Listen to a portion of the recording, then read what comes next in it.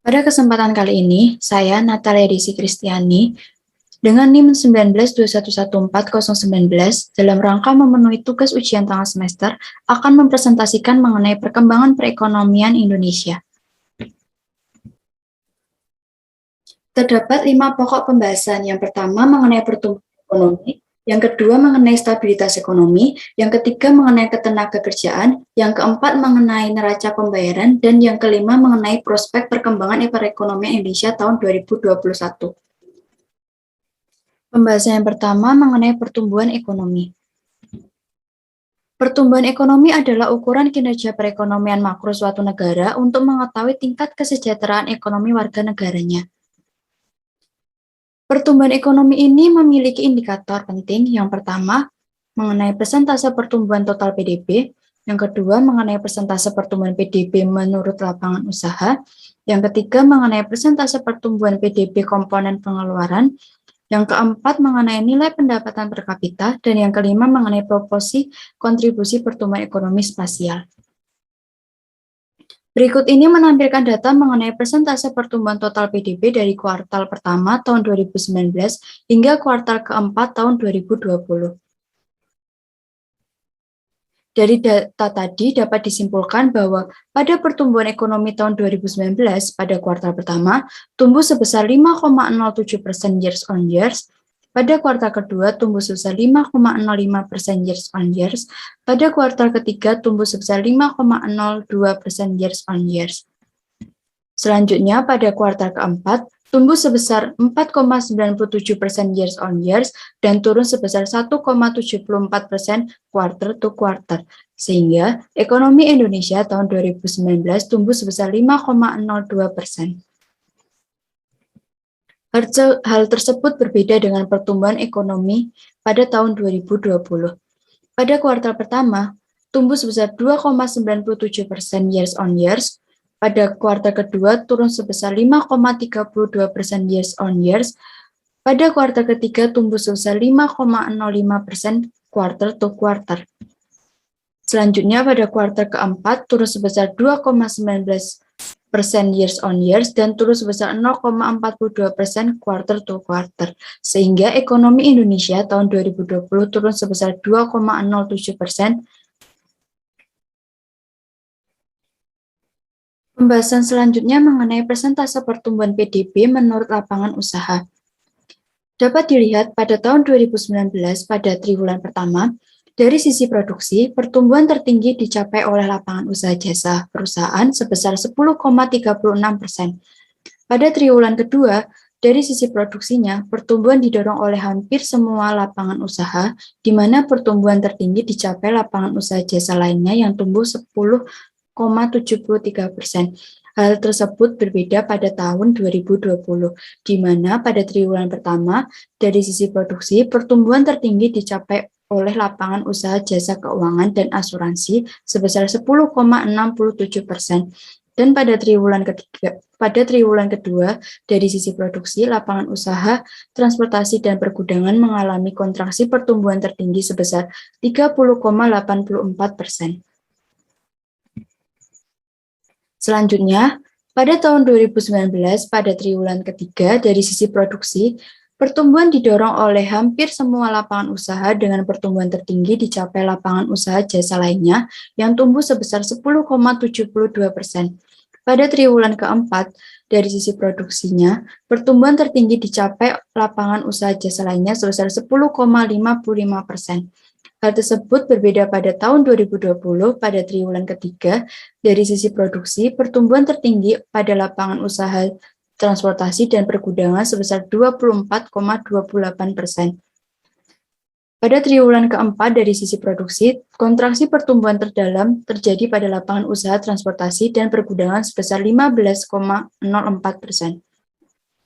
Berikut ini menampilkan grafik mengenai pertumbuhan ekonomi triwulan keempat pada tahun 2020 terhadap triwulan keempat tahun 2019 years on years yang sudah dijelaskan pada slide sebelumnya. Pembahasan selanjutnya yaitu mengenai persentase pertumbuhan PDB komponen pengeluaran.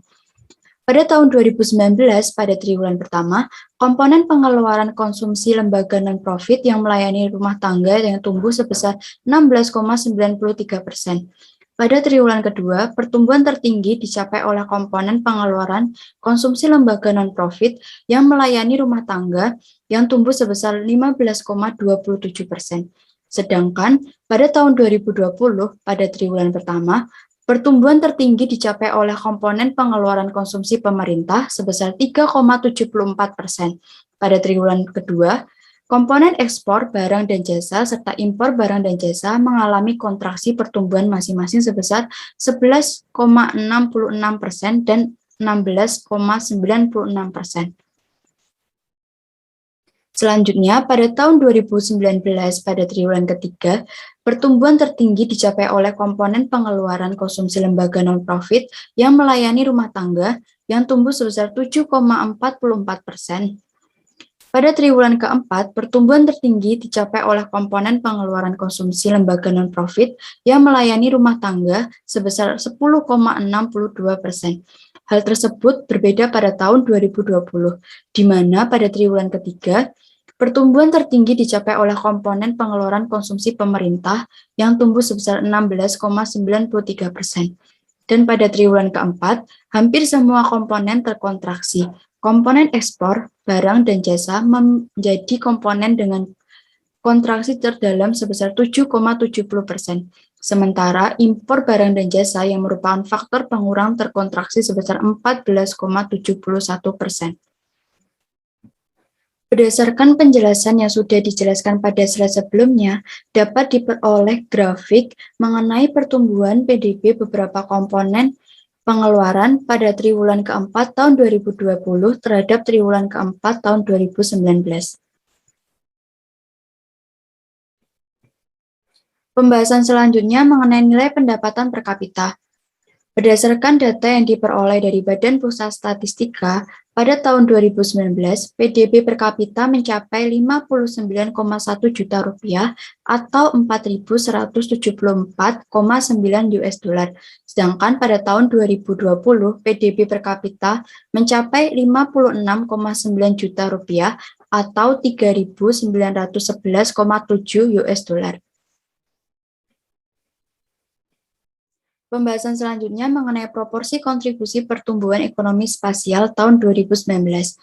Berdasarkan data dari Badan Pusat Statistik, dinyatakan bahwa struktur perekonomian Indonesia secara spasial tahun 2019 masih didominasi oleh kelompok provinsi di Pulau Jawa yang memberikan kontribusi terhadap produk domestik bruto sebesar 59%. Kemudian diikuti oleh Pulau Sumatera sebesar 21,32%, Pulau Kalimantan sebesar 8,05%, Pulau Sulawesi sebesar 6,33%, dan sisanya sebesar 5,30% di pulau lainnya. Sedangkan pada proporsi kontribusi pertumbuhan ekonomi spasial pada tahun 2020, berdasarkan data dari Badan Pusat Statistik, diperoleh bahwa struktur perekonomian Indonesia secara spasial pada tahun 2020 masih didominasi oleh kelompok provinsi di Pulau Jawa yang memberikan kontribusi terhadap PDB sebesar 58,75%, kemudian diikuti oleh Pulau Sumatera sebesar 21,36%, Pulau Kalimantan sebesar 7,94%, Pulau Sulawesi sebesar 6,66%, Pulau Bali dan Pulau Nusa Tenggara sebesar 2,94%, serta Pulau Maluku dan Papua sebesar 2,35%. Dampak pandemi COVID-19 ini dirasakan dengan level kontraksi pertumbuhan yang bervariasi antar pulau. Pembahasan yang kedua mengenai stabilitas ekonomi. Stabilitas ekonomi adalah prasyarat dasar untuk tercapainya peningkatan kesejahteraan rakyat melalui pertumbuhan yang tinggi dan peningkatan kualitas pertumbuhan. Hal ini sangat penting untuk memberikan kepastian berusaha bagi para pelaku ekonomi. Indikator makroekonomi bergerak pada arah yang menguntungkan dan tidak banyak berubah dari waktu ke waktu. Indikator tersebut mencakup pertumbuhan ekonomi, inflasi, nilai tukar, dan suku bunga. Program stabilisasi IMF digunakan sebagai upaya untuk mengatasi krisis ekonomi negara anggotanya. Kebijakan pada stabilisasi ekonomi yaitu terdapat kebijakan moneter yang merupakan kebijakan yang dikeluarkan Bank Sentral untuk stabilisasi ekonomi seperti mengatur jumlah uang yang beredar, dan kebijakan fiskal, yaitu merupakan kebijakan ekonomi yang berkaitan dengan penerimaan pemerintah. Selain itu, stabilisasi ekonomi ini memiliki hubungan dengan pertumbuhan ekonomi, baik satu arah dan dua arah. Pada slide berikut ini menunjukkan data perkembangan indikator makroekonomi pada tahun 2019 hingga tahun 2020, di mana pada produk domestik bruto pada tahun 2020 mengalami penurunan dibandingkan tahun 2019, baik dari PDB atas harga yang berlaku, pertumbuhan ekonomi, dan PDB per kapitanya. Dilihat dari ekspor dan impornya pada tahun 2020 mengalami penurunan dibandingkan dengan tahun 2019 baik dari ekspor barang dan jasa dan impor barang dan jasa. Akan tetapi hal tersebut berbeda dari surplus atau defisitnya, di mana tahun 2019 mengalami surplus minus 88 dan tahun 2020 mengalami surplus atau defisit sebesar 177. Pada investasinya, pada tahun 2020 mengalami penurunan dibandingkan tahun 2019. Untuk laju inflasi, pada tahun 2020 juga mengalami penurunan dibandingkan tahun 2019. Pada ketenagakerjaan pada tahun 2020 mengalami penurunan dibandingkan tahun 2019 dari segi angkatan kerja dan segi yang bekerja, akan tetapi hal tersebut berbeda dengan pengangguran dan tingkat pengangguran terbuka yang mengalami peningkatan pada tahun 2020 dibandingkan tahun 2019. Untuk penduduk yang miskin, pada tahun 2020 mengalami peningkatan dibandingkan dengan tahun 2019, baik dari jumlah penduduk yang miskin dan persentasenya. Untuk APBN-nya, baik pendapatan dan pengeluaran, mengalami perbedaan, yaitu untuk pendapatan pada tahun 2020 mengalami penurunan, sedangkan untuk pengeluarannya pada tahun 2020 mengalami peningkatan dibandingkan dengan tahun 2019. Untuk suku bunga, pada tahun 2020 mengalami penurunan dibandingkan dengan tahun 2019, dan untuk nilai tukarnya mengalami kenaikan pada tahun 2020 dibandingkan tahun 2019. Berikut ini menampilkan data inflasi di Indonesia pada tahun 2019 hingga tahun 2020. Berdasarkan data inflasi tersebut dapat disimpulkan bahwa pada tahun 2020 laju inflasi mengalami penurunan dibandingkan dengan tahun 2019. Pembahasan yang ketiga mengenai ketenagakerjaan. Berdasarkan Undang-Undang Nomor 13 Tahun 2013 tentang Ketenagakerjaan, dijelaskan bahwa ketenagakerjaan adalah segala sesuatu yang berkaitan dengan tenaga kerja baik pada waktu sebelum, selama, dan sesudah masa kerja. Ketenagakerjaan ini berkaitan dengan penduduk yang dikelompokkan menjadi dua, yaitu penduduk usia kerja yang memiliki umur 15 tahun ke atas dan penduduk bukan usia kerja yang memiliki umur di bawah 15 tahun. Untuk penduduk usia kerja masih dibagi menjadi angkatan kerja dan bukan angkatan kerja. Untuk angkatan kerja masih dikelompokkan menjadi penduduk yang bekerja, di mana mereka bekerja dan mempunyai pekerjaan tetapi sementara tidak bekerja. Untuk pengangguran terbuka, di mana mereka yang tidak mempunyai pekerjaan dan mencari pekerjaan, mereka yang tidak mempunyai pekerjaan dan mempersiapkan usaha, mereka yang tidak mempunyai pekerjaan dan tidak mencari pekerjaan karena merasa tidak mungkin mendapat pekerjaan, dan mereka yang sudah mempunyai pekerjaan tetapi belum memiliki modal bekerja. Ketenagakerjaan ini memiliki indikator seperti keadaan ketenagakerjaan, yaitu terdiri dari penduduk usia kerja dan angkatan kerja, karakteristik penduduk yang bekerja, karakteristik penganggur, dan pandemi COVID-19 dan ketenagakerjaan. Berikut menunjukkan data mengenai penduduk usia kerja dan angkatan kerja yang mengalami perubahan dari Agustus 2019 hingga Agustus 2020. Untuk penduduk usia kerja mengalami perubahan sebanyak 2,78 juta orang, angkatan kerja mengalami perubahan sebesar 2,36 juta orang, di mana untuk kelompok bekerja mengalami perubahan minus 0,31 juta orang, dan kelompok pengangguran mengalami perubahan 2,67 juta orang. Untuk penduduk angkatan kerja mengalami perubahan sebesar 0,42 juta orang. pada tingkat pengangguran terbuka mengalami perubahan sebesar 1,84 persen poin, dan untuk tingkat partisipasi angkatan kerja mengalami perubahan sebesar 0,24 persen poin. Bahasan selanjutnya mengenai karakteristik penduduk yang bekerja. Penduduk yang bekerja pada Agustus 2020 sebanyak 128,45 juta orang yang mengalami penurunan dibandingkan dengan Agustus 2019 yang besarnya 128,76 juta orang.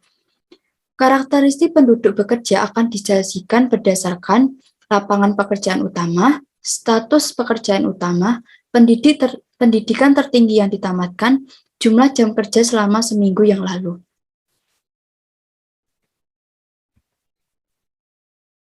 Pada slide berikut ini menampilkan data mengenai lapangan pekerjaan utama yang mengalami perubahan pada Agustus 2019 hingga Agustus 2020, di mana lapangan pekerjaan utama mengalami perubahan sebesar minus 0,31 juta orang. Berikut ini menampilkan data mengenai status pekerjaan utama yang mengalami perubahan pada bulan Agustus 2019 hingga Agustus 2020. Untuk status pekerjaan utama, memiliki jumlah perubahan sebesar minus 0,31 juta orang, sedangkan untuk status pekerjaan formal atau informal mengalami jumlah perubahan sebesar minus 0,31. Berikut ini menunjukkan data mengenai pendidikan yang ditamatkan yang diperoleh dari Badan Pusat Statistik, di mana mengalami perubahan di bulan Agustus 2019 hingga Agustus 2020, dengan jumlah total perubahan sebesar minus 0,31.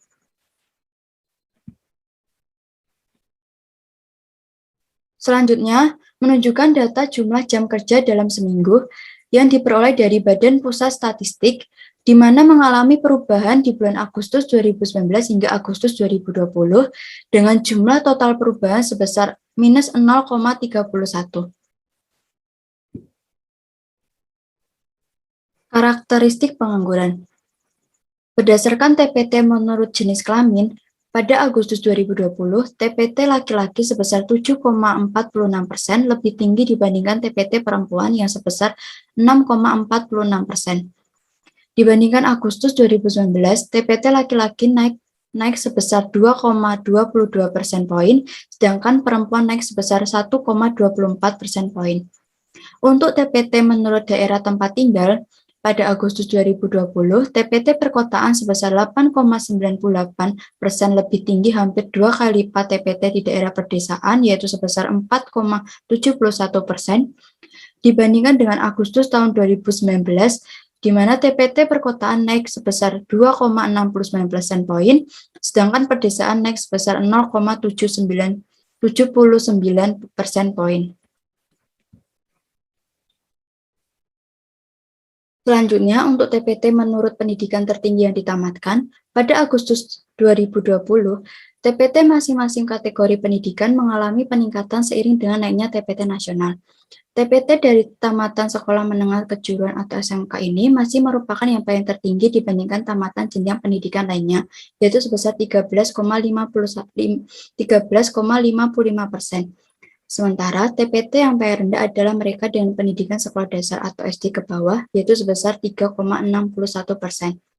Untuk TPT menurut kelompok umur, pada Agustus 2020, TPT penduduk kelompok umur muda umur 15 sampai 24 tahun merupakan TPT tertinggi, yaitu mencapai 20,46%.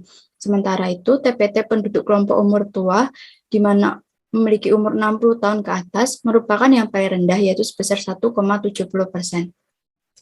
Dibandingkan dengan Agustus tahun 2019, terjadi peningkatan TPT pada semua kelompok umur, yaitu 1,77% poin untuk kelompok umur muda, 2,03% poin untuk kelompok umur 25 hingga 59 tahun, dan 1,02% poin untuk kelompok umur 60 tahun ke atas.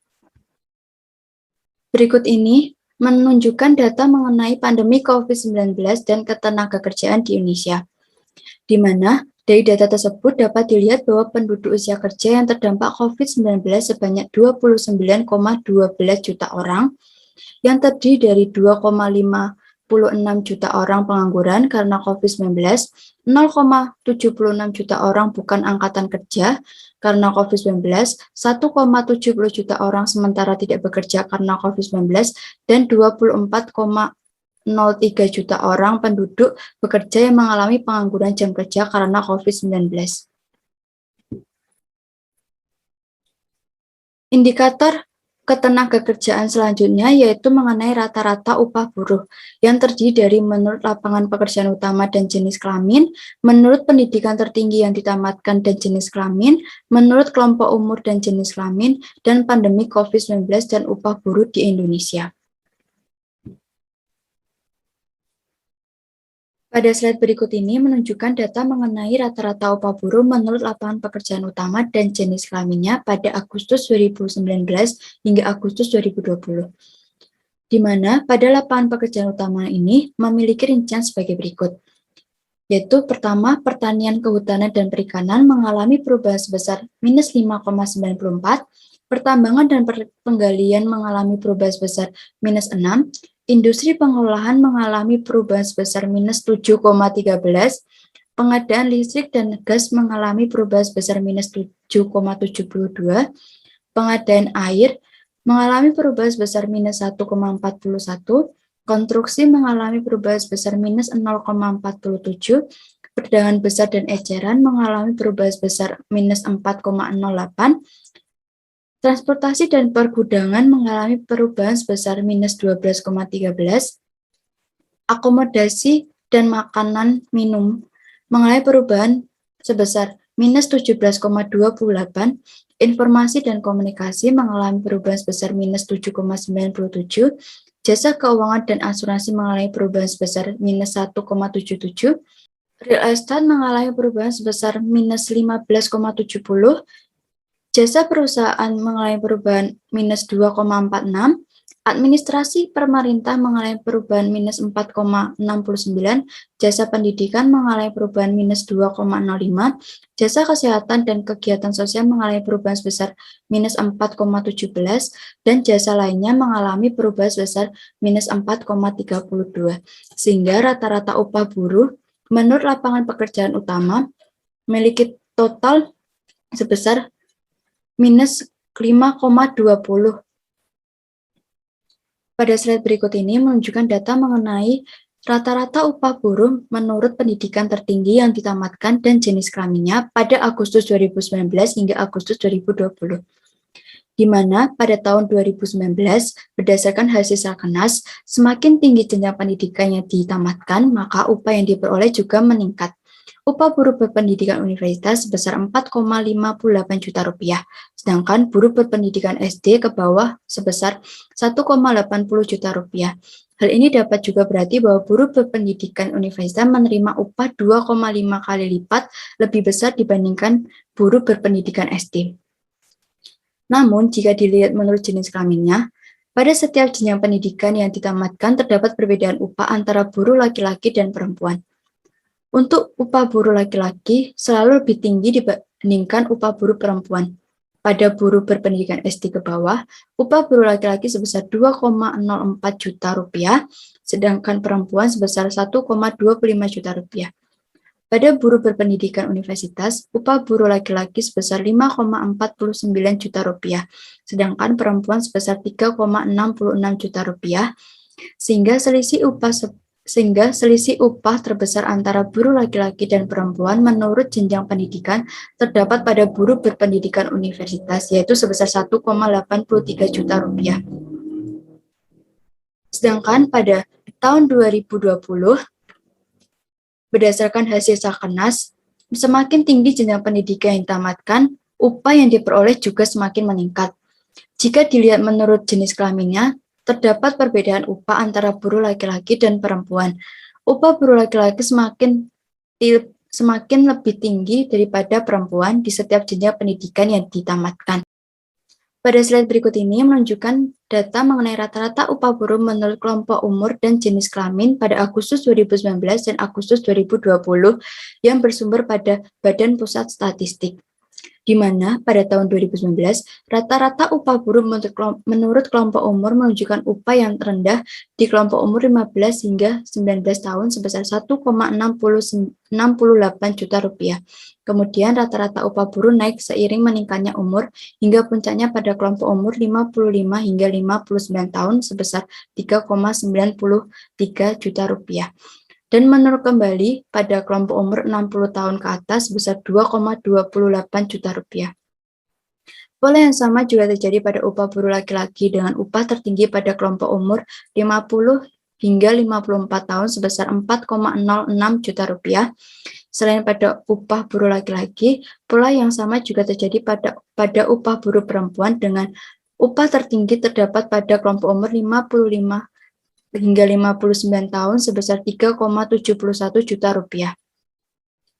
Pada tahun 2020, rata-rata upah buruh menurut kelompok umur menunjukkan upah yang rendah di kelompok umur 15 hingga 19 tahun sebesar 1,56 juta rupiah. Kemudian, upah buruh naik seiring meningkatnya umur hingga puncaknya pada kelompok umur 55 hingga 59 tahun sebesar 3,62 juta rupiah dan menurun kembali pada kelompok umur 60 tahun ke atas sebesar 2,18 juta rupiah. Pola yang sama juga terjadi pada upah buruh laki-laki dengan upah tertinggi pada kelompok umur 50 hingga 50 tahun sebesar 3,78 juta rupiah. Selain pada upah buruh laki-laki, pola yang sama juga terjadi pada upah buruh perempuan dengan upah tertinggi pada kelompok umur 55 hingga 59 tahun sebesar 3,34 juta rupiah, di mana upah buruh perempuan ini selalu lebih rendah daripada upah buruh laki-laki pada semua kelompok umur. Pada slide berikut ini menunjukkan data mengenai pandemi COVID-19 dan upah buruh di Indonesia pada Agustus 2019 dan Agustus 2020. Pada grafik ini yang bersumber pada Badan Pusat Statistik dapat disimpulkan bahwa pada Agustus 2020 menunjukkan upah buruh turun sebesar 5,20% dibandingkan Agustus 2019, yaitu sebesar 2,91 juta rupiah menjadi 2,76 juta rupiah. Pembahasan keempat mengenai neraca pembayaran. Neraca pembayaran atau balance of payment suatu negara adalah catatan yang sistematis tentang transaksi internasional antara penduduk negara itu dengan penduduk negara lain dalam jangka waktu tertentu menurut Nopirin tahun 1988. Transaksi ekonomi yang tercakup dalam neraca pembayaran Indonesia terbagi menjadi dua kelompok, yaitu transaksi berjalan atau current account dan transaksi modal dan finansial atau capital and financial account. Pada slide berikut ini menunjukkan data transaksi berjalan bersumber pada Badan Pusat Statistik pada tahun 2019 dan tahun 2020. Di mana transaksi berjalan pada triwulan pertama 2019 sebesar minus 6.550, triwulan kedua sebesar minus 8.199, triwulan ketiga sebesar minus 7.481, triwulan keempat sebesar minus 8.048, sehingga total pada tahun 2019 sebesar minus 30.279. Sedangkan pada triwulan pertama tahun 2020 sebesar minus 3.605, triwulan kedua sebesar minus 2.938, triwulan ketiga sebesar 1.008, dan triwulan keempat sebesar 795, sehingga total transaksi berjalan pada tahun 2020 sebesar minus 4.739. Pada slide berikut ini menunjukkan data mengenai transaksi modal dan finansial pada tahun 2019 dan tahun 2020 yang bersumber pada Badan Pusat Statistik, di mana pada transaksi modalnya tahun 2019 pada triwulan pertama sebesar 1, triwulan kedua sebesar 5, triwulan ketiga sebesar 13, triwulan keempat sebesar 20, sehingga total transaksi modal pada tahun 2019 yaitu sebesar 39. Sedangkan pada tahun 2020 pada triwulan pertama sebesar 1, triwulan kedua sebesar 6, triwulan ketiga sebesar 7, dan triwulan keempat sebesar 24, sehingga total transaksi modal pada tahun 2020 sebesar 37. Sedangkan pada finansial, untuk tahun 2019, pada triwulan pertama sebesar 9.875, triwulan kedua sebesar 6.739, triwulan ketiga sebesar 7.421, triwulan keempat sebesar 12.529, sehingga total transaksi finansial pada tahun 2019 sebesar 36.564. Sedangkan pada tahun 2020, pada triwulan pertama sebesar minus 3.078, triwulan kedua sebesar 10.892, triwulan ketiga sebesar 946, dan triwulan keempat sebesar minus 931, sehingga total transaksi finansial pada tahun 2020 sebesar 7.829.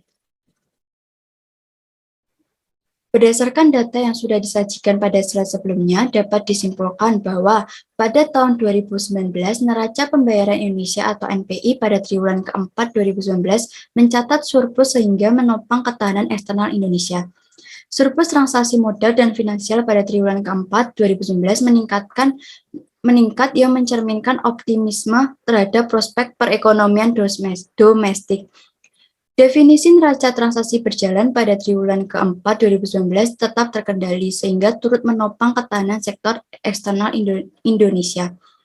Dan yang terakhir, perkembangan NPI secara keseluruhan tahun 2019 menunjukkan ketahanan sektor eksternal yang tetap kuat. Sedangkan pada tahun 2020, neraca pembayaran Indonesia atau NPI pada triwulan keempat 2020 tetap baik sehingga menopang ketahanan eksternal. Surplus transaksi berjalan berlanjut pada triwulan keempat 2020 ditopang oleh surplus neraca barang yang meningkat. Transaksi modal dan finansial pada triwulan keempat 2020 tetap baik, yang mana ditopang terutama oleh surplus investasi langsung dan investasi portofolio. NPI secara keseluruhan tahun 2020 surplus sehingga ketahanan sektor eksternal tetap terjaga di tengah tekanan pandemi COVID-19. Pada slide berikut ini menunjukkan infografik dari Bank Indonesia terkait neraca pembayaran Indonesia yang tetap baik dan ketahanan eksternal terkendali pada triwulan keempat tahun 2020. Pembahasan yang kelima mengenai prospek perkembangan perekonomian tahun 2021. Di mana diperkirakan prospek ekonomi Indonesia tahun 2021 lebih baik dibandingkan tahun 2020. Meskipun masih dalam kondisi pandemi COVID-19, hal tersebut dikarenakan faktor penanganan kesehatan yang lebih siap, vaksin yang sudah mulai diberikan, dan kembalinya bergerak konsumsi rumah tangga akan menjadi hal yang penting yang membedakan tahun 2021 ini dengan tahun 2020 yang lalu. Terlebih, berdasarkan data dari Badan Pusat Statistik yang mencatat pertumbuhan ekonomi Indonesia pada tahun 2020 mengalami kontraksi cukup hebat di mana pertumbuhannya mengalami minus 2,07%. Selain itu, pemerintah sepanjang tahun 2020 akan tetap menyediakan anggaran penanganan COVID-19 dan pemulihan ekonomi nasional, di mana jumlahnya pun cukup besar yaitu angka yang direncanakan sebesar 619,83 triliun atau sekitar 3,5% PDB nasional. Prospek perkembangan ekonomi 2021 selanjutnya yaitu adanya optimistik ekonomi tahun 2021 yang tumbuh positif. Hal tersebut didukung oleh BPS yang menyebutkan bahwa ekonomi Indonesia pada kuartal keempat tahun 2020 terkontraksi sebesar minus 2,19 years on years. Hal tersebut sudah sesuai dengan yang diperkirakan dan menunjukkan perbaikan dibandingkan kuartal ketiga years on years sebesar minus 3,49% dan kuartal kedua years on years sebesar minus 5,32%. Selain itu, BPS juga merilis bahwa sepanjang tahun 2020 yang lalu, ekonomi RI tercatat terkontraksi sebesar minus 2,07% years on years, tetapi pertumbuhan pengeluaran konsumsi pemerintah masih tumbuh sebesar 1,94%. Sekian presentasi dari saya, mohon maaf bila ada salah-salah kata dalam pengucapan, dan terima kasih.